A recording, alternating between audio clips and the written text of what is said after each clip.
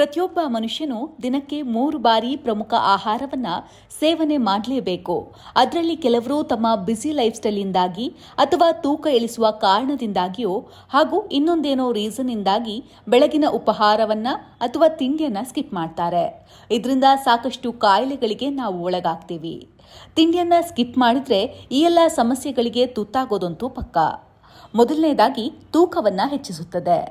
ಬೆಳಗಿನ ಜಾವ ತಿಂಡಿಯನ್ನು ಬಿಟ್ಟು ನೀವು ಸಣ್ಣ ಆಗ್ತೀರಾ ಅಂತ ಹೇಳಿದ್ರೆ ಅದು ಆರೋಗ್ಯಕರವಲ್ಲ. ನೀವು ತಿಂಡಿ ತಿನ್ನದಿದ್ರೂ ದೇಹಕ್ಕೆ ಬೇಕಾದಂಥ ಪ್ರೋಟೀನ್, ಕ್ಯಾಲೋರೀಸ್, ಫೈಬರ್ ಹಾಗೂ ಕ್ಯಾಲ್ಸಿಯಂ ಅಂಶ ಸರಿಯಾದ ರೀತಿಯಲ್ಲಿ ಸಿಗಬೇಕು. ಇಲ್ಲವಾದಲ್ಲಿ ನಮ್ಮ ತೂಕ ಹೆಚ್ಚಾಗುತ್ತದೆ.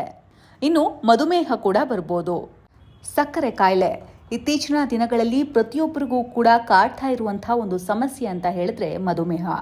ಬೆಳಗಿನ ಜಾವ ತಿಂಡಿಯನ್ನು ಬಿಟ್ಟು ಮಧ್ಯಾಹ್ನದ ಊಟದ ಸಮಯದಲ್ಲಿ ಹೆಚ್ಚು ತಿಂದರೆ ನಮ್ಮ ಬ್ಲಡ್ ಶುಗರ್ ಲೆವೆಲ್ನಲ್ಲಿ ಏರುಪೇರಾಗುತ್ತದೆ. ಇದು ಡಯಾಬಿಟಿಸ್ಗೆ ಪ್ರಮುಖ ಕಾರಣ. ಒತ್ತಡವನ್ನು ಹೆಚ್ಚು ಮಾಡುತ್ತದೆ. ಬೆಳಗಿನ ತಿಂಡಿಯನ್ನು ಬಿಡುವುದರಿಂದ ಬ್ಲಡ್ ಶುಗರ್ ಲೆವೆಲ್ ಕಡಿಮೆಯಾಗುತ್ತೆ. ಇದು ನಮ್ಮ ದೇಹಕ್ಕೆ ಒತ್ತಡವನ್ನು ಜಾಸ್ತಿ ನೀಡ್ತಾ ಹೋಗುತ್ತೆ. ಇದು ಕಾರ್ಟಿಸಾಲ್ ಮಟ್ಟವನ್ನು ಕೂಡ ಹೆಚ್ಚಿಸಬಹುದು. ದಿನವಿಡೀ ಹೆಚ್ಚಿದ ಒತ್ತಡ ಮತ್ತು ಆತಂಕಕ್ಕೆ ನಾವು ಒಳಗಾಗ್ತೀವಿ. ಮೂಡ್ ಸ್ವಿಂಗ್ಸ್ ಮತ್ತು ಸುಸ್ತು. ಸಮಯಕ್ಕೆ ಸರಿಯಾಗಿ ತಿಂಡಿಯನ್ನು ಮಾಡಿದ್ರೆ ಮೂಡ್ ಸ್ವಿಂಗ್ಸ್ ಜಾಸ್ತಿ ಆಗುತ್ತೆ. ಜೊತೆಗೆ ಸಿಟ್ಟು, ಕೋಪ ಹಾಗೂ ಯಾವುದರ ಮೇಲೂ ಮನಸ್ಸಿರೋದಿಲ್ಲ. ಕಂಪ್ಲೀಟ್ ಆಗಿ ನಮ್ಮ ಎನರ್ಜಿ ಡ್ರಾಪ್ ಆಗುತ್ತೆ. ಚಿಕ್ಕ ಪುಟ್ಟ ವಿಚಾರಕ್ಕೂ ಇರಿಟೇಟ್ ಆಗುತ್ತೆ.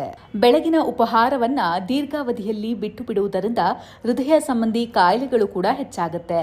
ಹಾಗೂ ಟೈಪ್ 2 ಡಯಾಬಿಟಿಸ್, ಹೃದ್ರೋಗ ಮತ್ತು ಮೆಟಬಾಲಿಕ್ ಸಿಂಡ್ರೋಮ್ ಸೇರಿದಂತೆ ದೀರ್ಘಕಾಲದ ಕಾಯಿಲೆಗಳಿಗೆ ನಾವು ಒಳಗಾಗ್ತೀವಿ.